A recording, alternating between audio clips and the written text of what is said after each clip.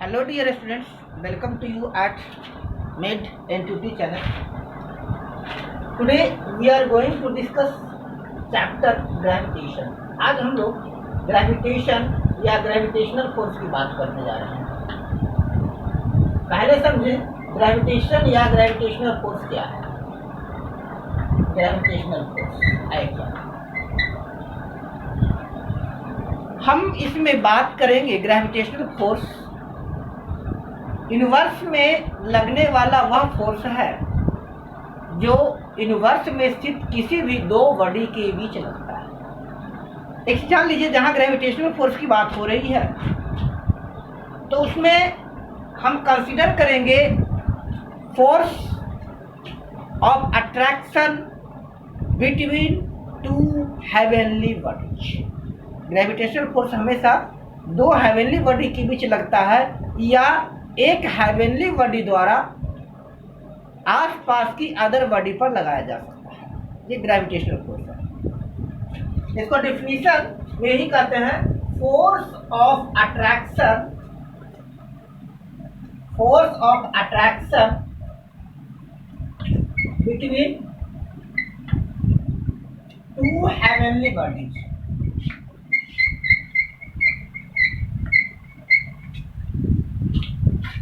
ये general concept था। जो कंसेप्ट अभी तक पढ़ते आ रहे हैं हम लोग, ग्रेविटेशनल फोर्स की जहां तक बात आती है तो हम कहते हैं it is the force of attraction between two heavenly body. इससे तो क्लियर होता है ग्रेविटेशनल फोर्स ऑलवेज अट्रैक्शनल फोर्स है। ग्रेविटेशनल फोर्स रिपल्सिव फोर्स नहीं हो सकता। ग्रेविटेशनल फोर्स रिपल्सिव फोर्स नहीं हो सकता मीन्स, और ये समझ लीजिए कि ग्रेविटेशनल फोर्स की जहां बात आ जाएगी वहां पर दोनों बॉडी या कम से कम एक बॉडी हेवनली बॉडी होगा। वेरी मैसिव बॉडी होगा, बहुत भारी बॉडी होगा। वो सैटेलाइट हो सकता है, नेचुरल सैटेलाइट हो सकता है, वो प्लैनेट हो सकता है, वो कोई स्टार हो सकता है ना। तो जहां ग्रेविटेशनल फोर्स की बात होगी तो ग्रेविटेशनल फोर्स में आएगा तीन चीज कम से कम एक बॉडी के रूप में रहेगा। आइदर कोई स्टार या कोई प्लैनेट या नेचुरल सैटेलाइट।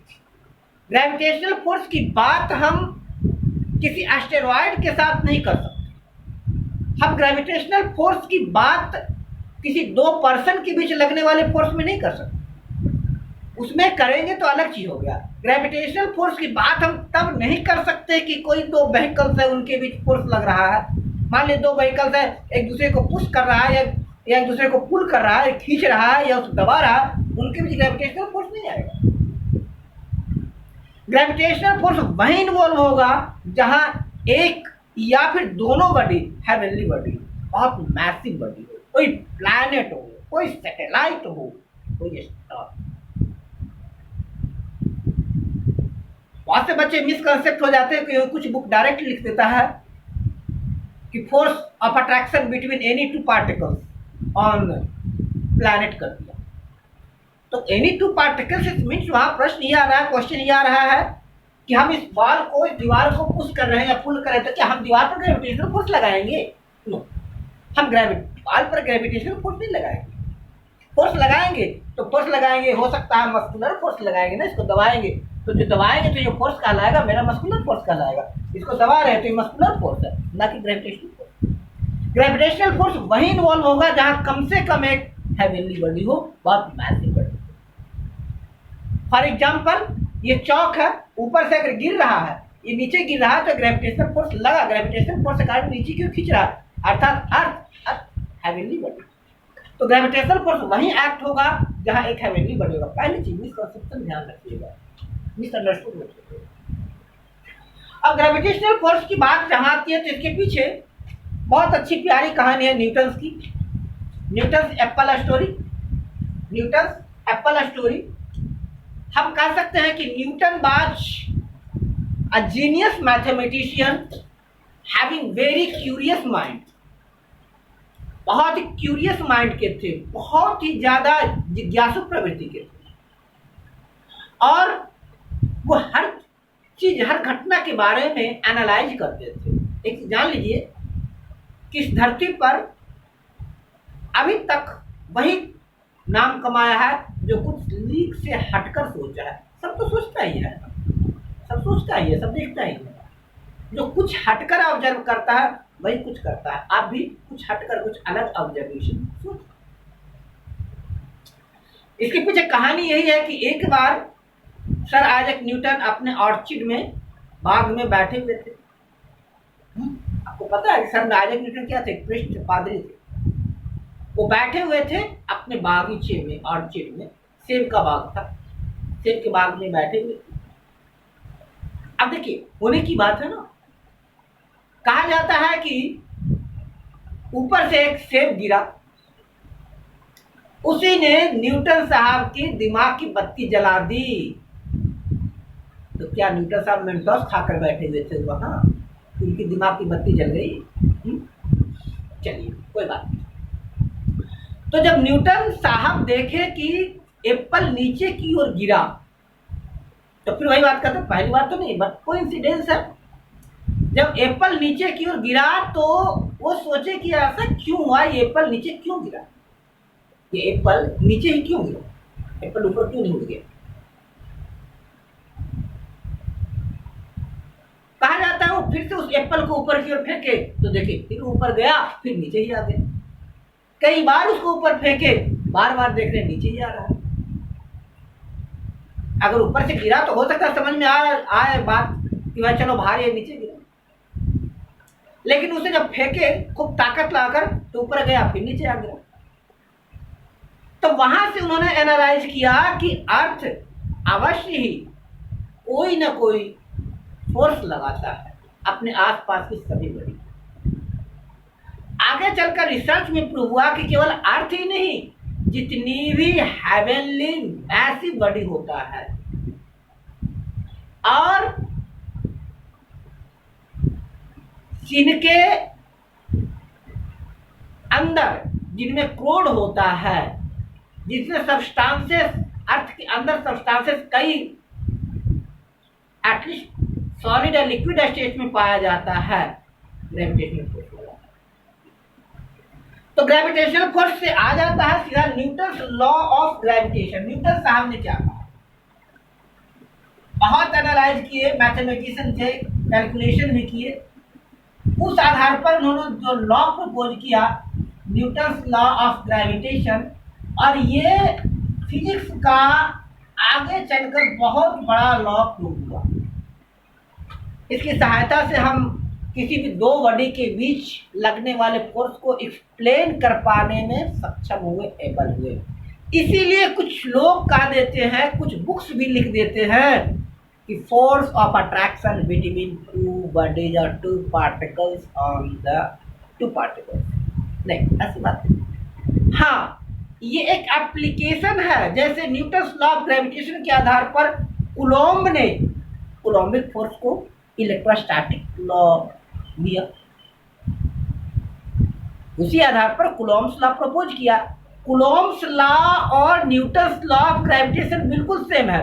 अब दोनों को एक साथ आप मिला दीजिए और कह दीजिए कि न्यूटन लॉ ऑफ ग्रेविटेशन जो पार्टिकल्स के लिए ट्रू है, मैं नहीं मानूंगा कम से कम, क्योंकि न्यूटन लॉ या लॉ ऑफ ग्रेविटेशन को वैलिड होने के लिए दोनों के बीच समेन फोर्स ऑफ अट्रैक्शन होना चाहिए। खुद एक दूसरे को अट्रैक्ट करे, रिपेल करे। तो क्या बात है एक चौक की और एक पेंसिल की, तो इनके बीच ग्रेविटेशनल फोर्स लगेगा? इस चौक और पेंसिल के बीच ग्रेविटेशनल फोर्स लगेगा? नहीं लगेगा, क्योंकि न तो चौक पेंसिल को अपनी ओर अट्रैक्ट या रिपेल कर सकता है, ना ही पेंसिल अपने चौक को अपनी ओर अट्रैक्ट या रिपेल कर सकता है। लेकिन पेंसिल और अर्थ के बीच ग्रेविटेशनल फोर्स एक्ट करेगा, क्योंकि पेंसिल को अर्थ अपनी ओर अट्रैक्ट करेगा। ध्यान रखिए, ग्रेविटेशनल लॉ के साथ सबसे बड़ी बात है कि it is only force of attraction, repulsion नहीं, रिपल्सिव फोर्स नहीं। तो यहाँ इनका स्टेटमेंट क्या था, न्यूटन लॉ ऑफ ग्रेविटेशन का स्टेटमेंट, इसकी बात करते हैं। It says the force of attraction between two heavenly bodies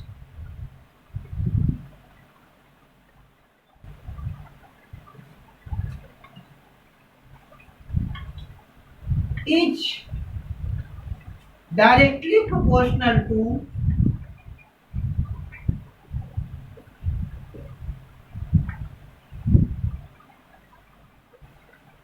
the product of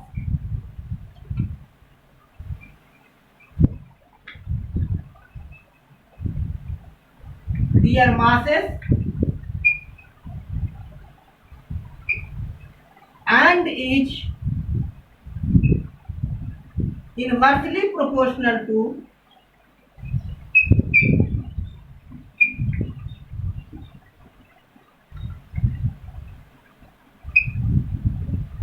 the square of their separation.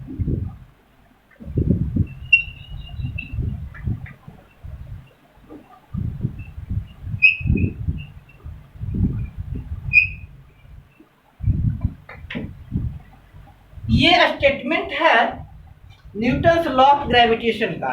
क्या कि the force of attraction between two heavenly bodies is directly proportional to the product of their masses, directly proportional to the product of masses and inversely proportional to the square of separation.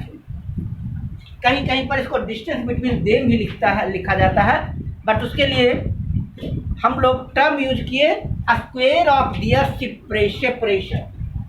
अब इनको थोड़ा सा हम लोग mathematically समझने का प्रयास करते हैं।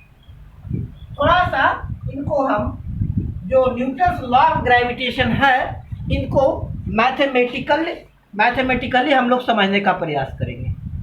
क्लियर? चलो, तो अब जो न्यूटन साहब ने कहा उसमें कहते हैं कि late m1 and m2 are masses of two heavenly bodies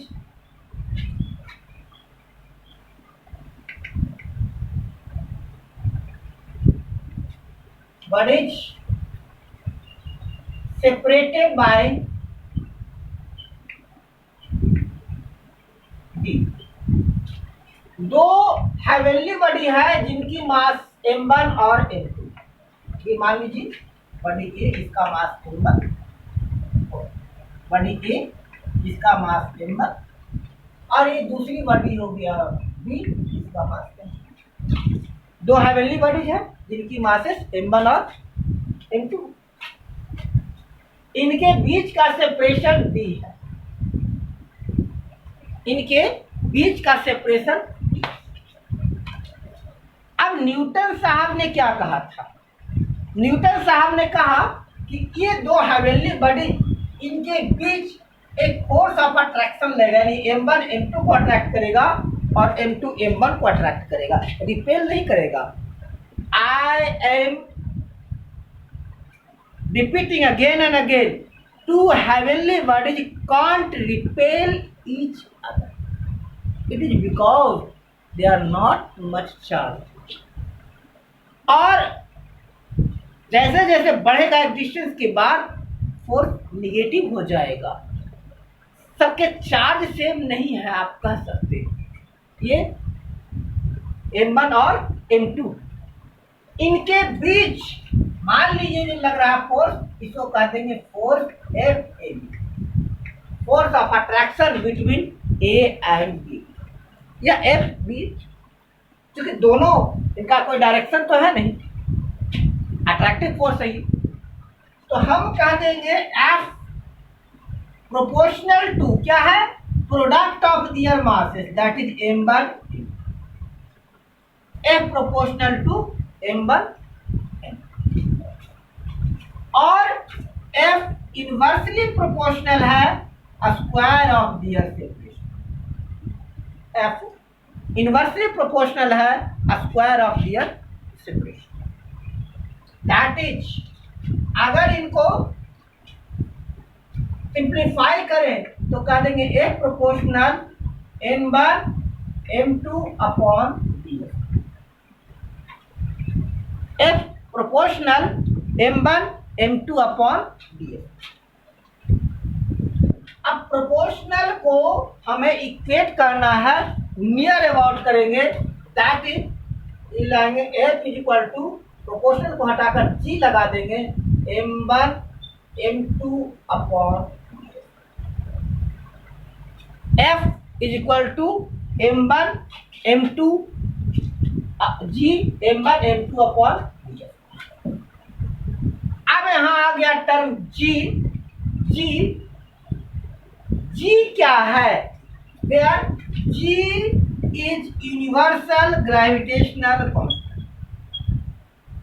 universal gravitational constant. Constant means देखिए टर्म को समझिए क्या रहा है।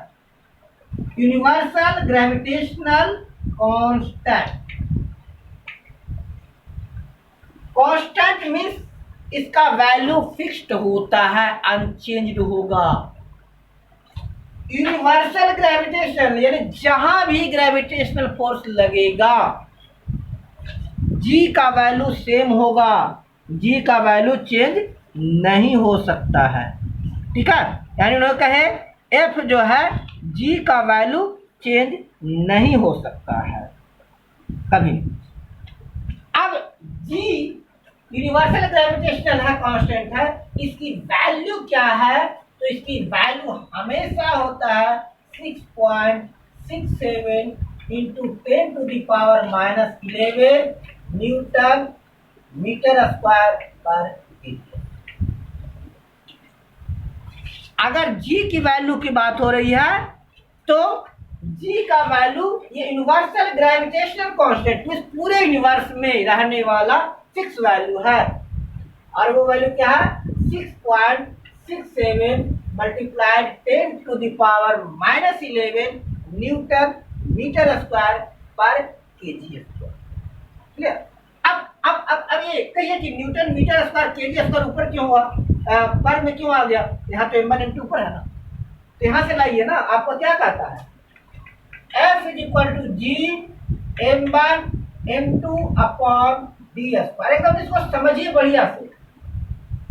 अब अगर सिंप्लीफाई कीजिए क्रॉस मल्टीप्लीकेशन तो क्या हो गया? G m1 m2 is equal to F D square, और जी इज इक्वल टू आ गया F D square upon m1। अब बात करेंगे इसका यूनिट की, तो यूनिट में क्या हो जाएगा? एफ फोर्स का यूनिट क्या हो गया? न्यूटन।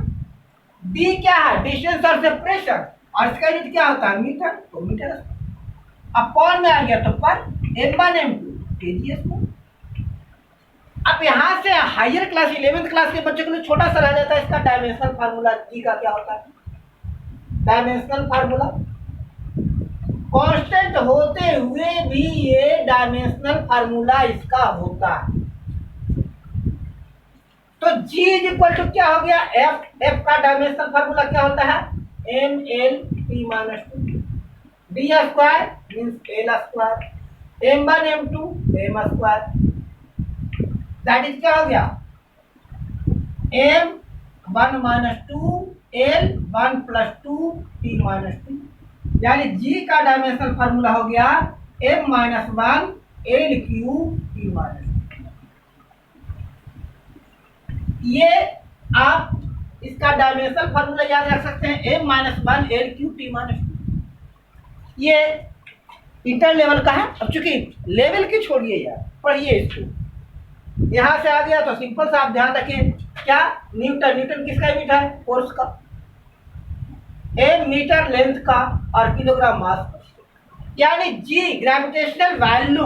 अब यहां से आ गया, यहां पर आ गया कि जी का मान, कैपिटल जी का मान किस पर डिपेंड करेगा?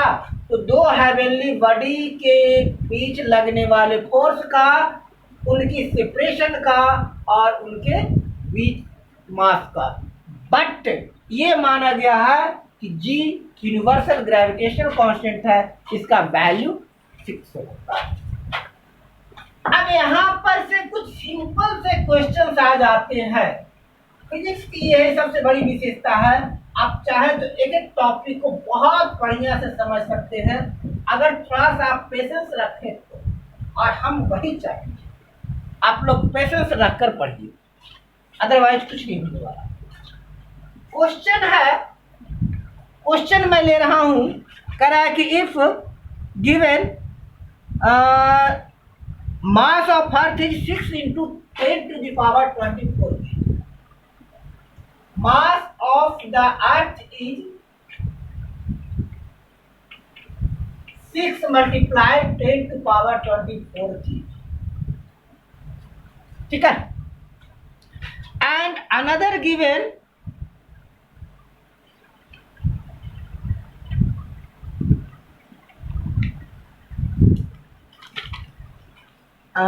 we will take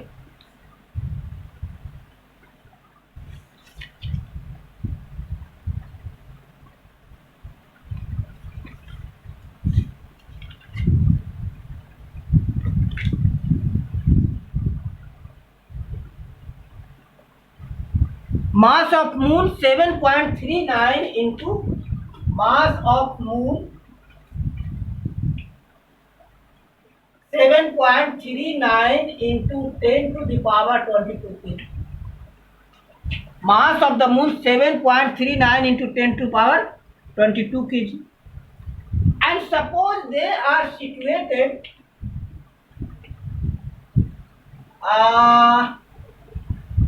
10⁻15 meter away.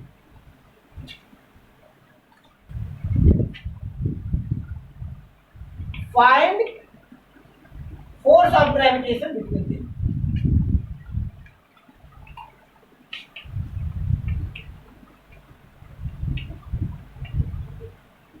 दो बॉडी ले लिए, अर्थ और मास दोनों का मास दिया हुआ है, दोनों के बीच का डिस्टेंस दिया हुआ है, आपको निकालना है force of gravitation F is equal to 1।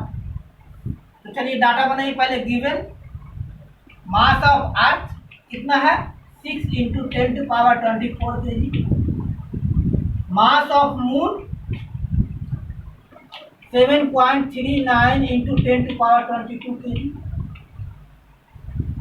Separation 10⁻15 metre, और वैल्यू ऑफ जी याद रखना है 6.67 into 10⁻⁻11 न्यूटन मीटर स्क्वायर पर। हमें निकालना है force F equal to, formula क्या चलेंगे, F is equal to G M E M M mass of earth mass of moon upon separation का। जी का वैल्यू कितना हो गया 6.67 10⁻⁻11, mass of earth 6 into 10⁻24, mass of moon 7.39 into 10⁻22 upon separation 10⁻15 का square. Data simplify कीजिए, 6.67 multiplied 6 multiplied 7.39, 10 का जो power उसको ऐड कर दीजिए, मीन्स क्या हो गया -11 प्लस 24 प्लस 22। एक्सपोनेंट पढ़ा है आपने लोअर क्लास में, 15 टू 30 क्या होता है, आपने पढ़ा होगा a⁴m into a⁴n is equal to a⁴m plus power add, और आपने पढ़ा होगा a⁴m is equal to a⁴m multiplied, और आपने पढ़ा होगा a⁴m upon a⁴n is equal to a⁴m minus ये बेसिक रूल। तो हमने a ले लिया 10 को, तो यहाँ है 10⁻11 माइनस 11 इंटू 10⁻24 इंटू 10⁻22। हमने कर दिया 10 to the power -11 plus 24 plus, यहाँ ए बी सी है तो a multiplied b multiplied c यानी 6.67 मल्टीप्लाइड 6 मल्टीप्लाइड 7.39, यहाँ m to the power n यानी 15 टू जा। यहाँ तक कोई डाउट? चलिए आगे बढ़ते हैं। अब आगे इसको सिंप्लीफाई करेंगे तो s इक्वल टू हो गया 6.67 into 6 into 7.39, 10 to the power कितना हो गया 24 प्लस 22 46 माइनस 11। अब ये 30 है तो ऊपर जाएगा तो प्लस का भी हो जाएगा minus, that is 6.67 into 6 into 7.39 into 10 to the power 46 minus 30 plus 11 41, यानी 6.67 multiplied 6 multiplied 7.39 into 10 to the power. अब इसको सोल्व कर लीजिएगा, इतना न्यूटन हो जाएगा force of attraction between moon and earth according to the given. यहां तक कोई दिक्कत? अब इसमें कुछ क्वेश्चन ध्यान रखिएगा सिंपल कि क्या है फोर्स ऑफ, जो बेसिकली जो न्यूटन साहब ने कहा था, बिल्कुल उसको ध्यान रखिएगा। तो उस पे क्वेश्चन आएगा थोड़ा सा कंफ्यूज कर सकता है। जैसे क्वेश्चन दे देगा कि if the separation between two planet is double keeping masses constant then how will force of gravitation change. Separation को आपने डबल कर दिया है ना, तो ए प्रोपोर्शन क्या था, ए प्रोपोर्शन 1/d² है। अब सेपरेशन को आपने डबल कर दिया सबको, तो क्या हो गया, डी की जगह पर 2 आ गया, 2 का स्क्वायर यानी कितना हो गया 1/4।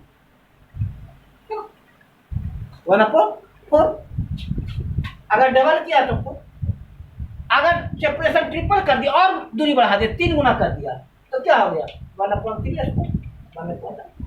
जितना सेपरेशन बढ़ेगा फोर्स उतना घटेगा, उसका स्क्वायर का मल्टीपल। सेपरेशन घटा दिए, तरह सेपरेशन हाफ कर दिया तो कितना हो गया, तो 1/1/2 का स्क्वायर, तो 1/1/4 दैट इज 1 into 4 सेपरेशन को 1/3 कर दिया, d इक्वल टू 1/3, तो f क्या हो गया, प्रोवाइडेड मासेस कांस्टेंट, तो 1/3 का 1/3 का square that is 1/9 means 1 into 9 क्या हो गया 9 टाइम्स हो गया। In this way, force of gravitation change when their separation change।